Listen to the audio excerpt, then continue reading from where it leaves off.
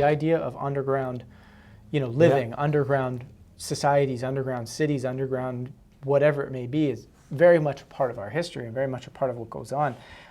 But why did military, I guess, start? Because I'm assuming that's where it kind of began. Usually that's where everything sort of begins when it comes to this kind of stuff. But where did they begin wanting to go underground? Well, I think this stuff really, construction really of these kind of facilities we're going to talk about starting in the 50s and 60s. But here's a great example. In 1987, the Deputy Director of Engineering and Construction for the U.S. Army Corps of Engineers, his name was Lloyd A. Dusha, he gave a speech at an engineering conference titled Underground Facilities for Defense, Experience and Lessons. And in the first paragraph of his speech, I'm going to read it here.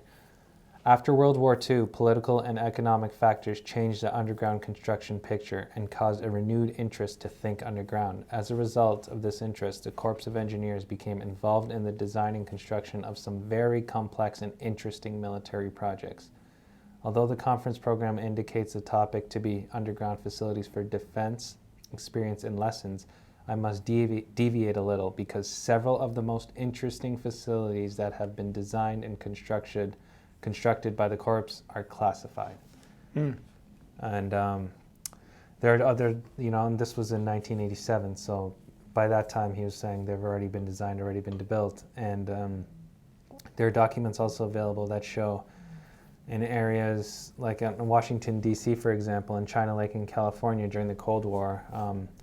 Documents show that in 1964, the military was considering building a huge underground cavity 4,000 feet beneath China Lake. And I got a lot of this information from a guy named Richard Sauter. He, his name's Dr. Richard Sauter, and there's not many people who investigate this, and he's one of the few who have. And he's put in Freedom of Information Act requests, and he's written a lot about it. And here's a very interesting quote from one of his books about China Lake and an interesting contact he had. As it happens, after giving a public talk a couple of years ago, I was approached by a man who had been a uniformed member of the United States Navy. We chatted for a while, and when he mentioned that he had spent some time at China Lake, my ears perked up.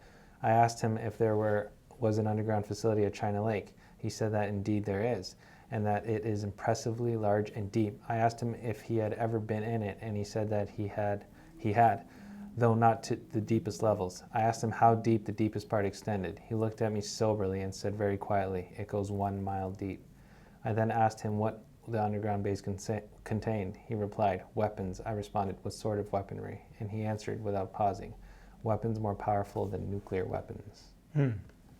That's, again, it's like this fascinating discussion of, okay, so these weapons are being built, right? And then you say, oh, okay, if these weapons are more powerful than the nukes and so forth and all this sort of stuff going on, you think, oh, well, there's got to be a justification for these weapons, or, why are these weapons really there, or where do these weapons come from,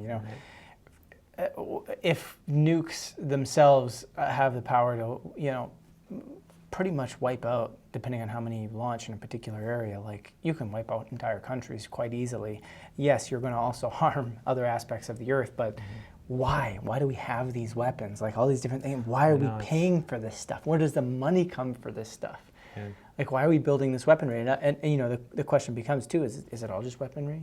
Is there other forms of advanced technology and stuff that's going on down there? What's going on down there? That guy probably doesn't even know. Might not even know that it's a mile deep. I mean, that's a long way down.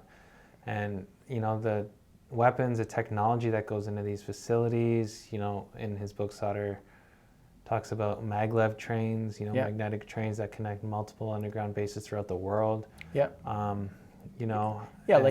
essentially, I've heard things where it's like they're able to go from bases on the West Coast to the East Coast in like 45 minutes or something like that.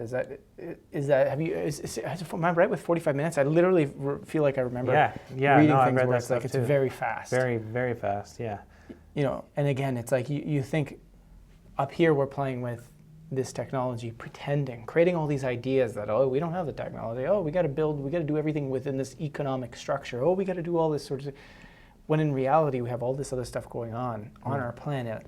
Here we are just accepting what's happening up here. It's like, oh, it's just part of this. Hey, well, let's go and show up at the political thing and let's vote a particular way. This politician's gonna.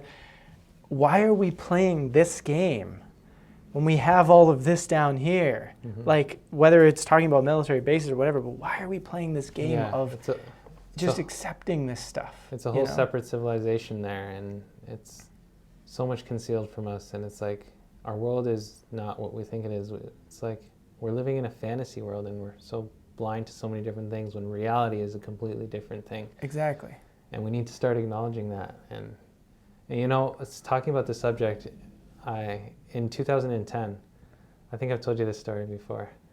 I used to teach. I taught on a reserve, First Nations reserve, and it was a place called North Spirit Lake. And I had to take a train from Toronto, 30 hours, to a place called Sioux Lookout, and from there I had to fly about an hour north of that to get to the community. So on my way home, I was coming home for the holidays, I got to Toronto, and I got to the Toronto station, and I was waiting for my train from Toronto to go back to Waterloo.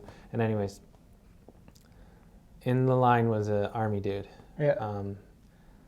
And this was 2010, and I was deep into this stuff. So I'm like, I see a guy in the army, I'm gonna ask him about underground bases, stuff like that.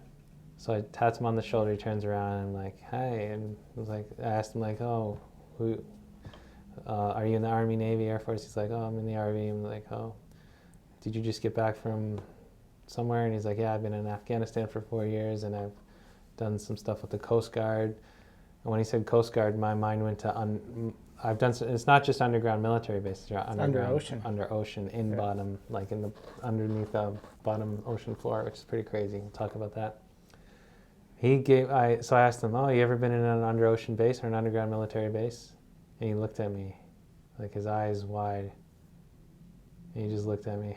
He just shook his head a little bit, and he's like, it was like a 5-second pause, a long pause. Like, who would ever ask him that question? Like, probably no one, right? And he's like, I can't talk about it. And I'm like, you know anything about HARP? And he just kept, I can't talk about it. I can't talk about it. And then I finally asked him about ETs. And he looked at me, he's like, you want to know about ET? Come work for us and ask them yourself. He said that. Really? Now, do you think he was joking with you when he said that? I don't. The look on his face, I think it's pretty serious.